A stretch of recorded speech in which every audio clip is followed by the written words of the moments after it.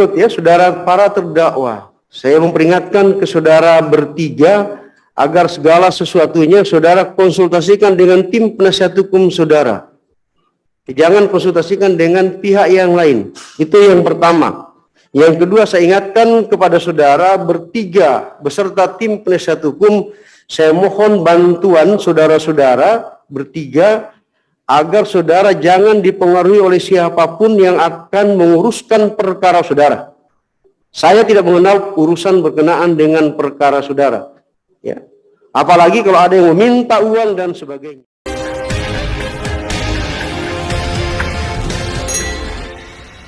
Sebelum Majelis Hakim melanjutkan pemeriksaan perkara ini, terlebih dahulu saya minta pertanggungjawaban dari saudara tim penuntut umum.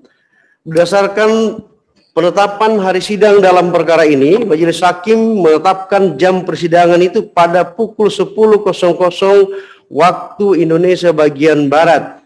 Pada jam tersebut, Majelis Hakim telah siap untuk bersidang. Namun, informasi yang kami dapatkan, terdakwa belum hadir di persidangan ini. Untuk itu, saya minta pertanggungjawaban di depan persidangan ini, saudara tim penuntut umum.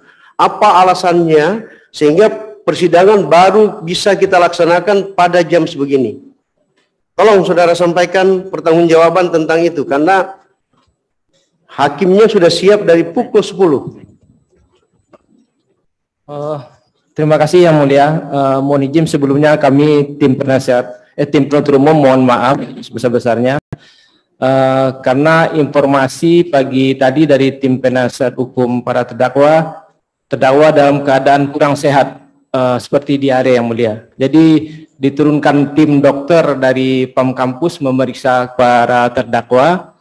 Dan kemudian rekomendasi dokter pada waktu itu bisa untuk sidang. Makanya agak terlambat kami menghadirkan karena menunggu pemeriksaan dokter Yang Mulia. Terima kasih Yang Mulia. Baik ya. Yang akan datang ya mohon koordinasi dengan Bapak Panitra perkara ini kalau ada pergeseran waktu persidangan. Ya, kami juga akan menginformasikan ke saudara tim penuntut umum jika ada halangan dari sisi Majelis Hakim. Ya itu. Yang berikut ya, saudara para terdakwa, saya memperingatkan ke saudara bertiga agar segala sesuatunya saudara konsultasikan dengan tim penasihat hukum saudara. Jangan konsultasikan dengan pihak yang lain. Itu yang pertama. Yang kedua, saya ingatkan kepada saudara bertiga beserta tim penasihat hukum, saya mohon bantuan saudara-saudara bertiga agar saudara jangan dipengaruhi oleh siapapun yang akan menguruskan perkara saudara. Saya tidak mengenal urusan berkenaan dengan perkara saudara. Ya. Apalagi kalau ada yang meminta uang dan sebagainya. Saya mohon perhatian saudara-saudara ya. Kalau ada yang menguruskan perkara saudara, lalu mengatakan bahwa dia bisa menghubungi hakimnya, saya tidak mengenal pihak-pihak yang berperkara termasuk penuntut umum untuk berurusan dengan majelis hakim. Apalagi kalau berbicara tentang suap menyuap. Paham saudara? Paham? Iya. Bukan sekadar ucapan itu. Kalau majelis ini tahu saudara ada langkah-langkah seperti itu, yang celaka itu saudara sendiri, yang akan dirugikan itu saudara bertiga. Ya, jadi tidak usah berpikir, jalani saja proses yang sedang berlangsung ini kan itu dengan baik. Dan jangan membuat berbagai macam alasan untuk mempersulit proses pemeriksaan perkara saudara. Hal yang sama juga saya harapkan dari tim penasihat hukum. Tidak ada istilah bergerilya di dalam perkara ini. Ya? Oke. Saudara terdakwa atau penasihat hukum terdakwa apakah sudah menerima surat dakwaan? Sudah ada? Sudah. Sudah? Sudah. Ya. Jangan ragu-ragu. Saudara sudah terima? Karena kalau tidak itu kewajibannya jaksa. Sudah Yang Mulia. Begitu dia melimpahkan perkara ke pengadilan, pada saat itu penuntut umum harus menyampaikan turunan surat dakwaan kepada terdakwa. Sudah? Sudah? Sudah. Oke. Saudara sudah pelajari? Baik. Sebelum pembacaan surat dakwaan, majelis hakim terlebih dahulu memperingatkan pada saudara bertiga agar saudara memperhatikan baik-baik segala sesuatu yang saudara lihat saudara dengar dan saudara alami selama proses pemeriksaan perkara saudara berjalan. Jika saudara membutuhkan catatan, silahkan saudara membawa catatan di depan persidangan. Ya, jangan hanya mengandalkan penasihat hukum saudara, karena yang paling berkepentingan dalam masalah ini adalah saudara-saudara bertiga. Ya, jadi siapa tahu nanti khawatir ada kelupaan dan sebagainya, silahkan bawa catatan ke ruang persidangan, tidak masalah. Baik, pertama-tama saudara dengarkan baik-baik apa yang akan dibacakan oleh tim penuntut umum dalam perkara saudara. Silakan. Identitasnya tidak usah, sudah cocok. Baik, terima kasih Yang Mulia. Jaksa Negeri Jakarta Pusat untuk kebenaran dan keadilan. Surat dakwaan nomor register perkara PDM garis datar 455 JKT-PS garis miring 11 garis miring 2021. Terdakwa 1 Zen Vivanto, identitas dianggap telah dibacakan. Terdakwa 2 Ramadhania Ardiansah Bakri, identitas dianggap telah dibacakan. 3 Terdakwa 3 Anindra Ardiansah Bakri, identitas telah dianggap dibacakan. Penahanan terhadap para terdakwa tidak dilakukan penahanan, namun ditempatkan di Panti Rehabilitasi Van Kampus Jalan Curang nomor 28 km 85 Desa Tugu Utara Cisarua Kabupaten Bogor di tingkat penyidikan sejak tanggal 10 Juli tahun 2021. Di tingkat penuntutan sejak tanggal 24 November 2021.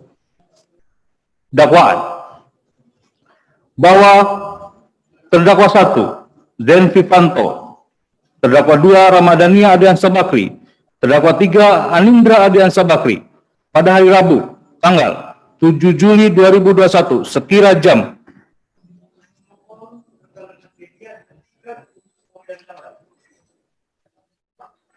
Saya mohon dihentikan untuk pengambilan gambar karena mengganggu konsentrasi kita bersidang kalau ada bunyi kamera. Bisa kita sepakat dengan itu? Ya, yang lain bisa? Oke, lanjutkan. Kami lanjutkan Yang Mulia. Bahwa mereka terdakwa 1 Zen Vivanto, terdakwa 2 Ramadhania Ardiansah Bakri, terdakwa 3 Anindra Ardiansah Bakri pada hari Rabu tanggal 7 Juli tahun 2021 sekira jam 08.00 waktu Indonesia bagian Barat atau setidak-tidaknya pada suatu waktu dalam bulan Juli 2021 bertempat di sebuah rumah yang berada di Jalan Metro Kencana 5 nomor 02 Kelurahan Pondok Pinang, Kecamatan Kebayoran Lama, Jakarta Selatan, atau setidak-tidaknya pada suatu tempat yang berdasarkan ketentuan pasal 84 ayat 2 Kitab Undang-Undang Hukum Acara Pidana, yaitu karena daerah hukumnya para terdakwa bertempat tinggal, termasuk daerah hukum Pengadilan Negeri Jakarta Pusat, dan sebagian besar saksi yang dipanggil lebih dekat pada tempat Pengadilan Negeri Jakarta Pusat daripada tempat kedudukan yang di dalam daerahnya tindak pidana itu dilakukan, sehingga Pengadilan Negeri Jakarta Pusat berwenang mengadili perkara tersebut, telah melakukan, turut serta melakukan sebagai penyalahguna narkotika golongan 1 bagi diri sendiri. Perbuatan mana dilakukan oleh para terdakwa dengan cara dan rangkaian perbuatan sebagai berikut. Pada hari Selasa, tanggal 6 Juli 2021, sekira jam 22.00 waktu Indonesia Barat, saat terdakwa 1 berada di rumah terdakwa 2 dan terdakwa 3 yang berada di Jalan Metro Kencana 5 nomor 02 Kelurahan Pondok Pinang, Kecamatan Kebayoran Lama, Jakarta Selatan. Terdakwa 1 diminta oleh terdakwa 2 untuk membeli narkotika golongan 1 jenis sabu sebanyak 1 paket beserta alat isapnya guna dikonsumsi bersama dengan terdakwa 3. Saat itu pula terdakwa 1 menyanggupi permintaan terdakwa 2, kemudian terdakwa 2 menyerahkan uang pembelian narkotika golongan 1 jenis sabu dan alat isapnya sebanyak Rp1.700.000.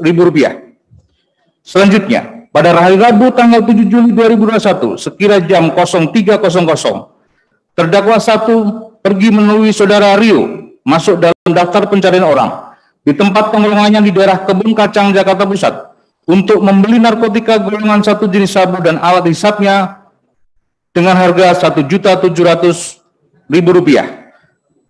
Setelah mendapatkan 1 paket narkotika golongan 1 jenis sabu beserta alat hisapnya, terdakwa 1 kembali ke rumah terdakwa 2 dan terdakwa 3 di Jalan Metro Kencana 5 nomor 02 Kelurahan Pondok Pinang, Kecamatan Kebayoran Lama, Jakarta Selatan.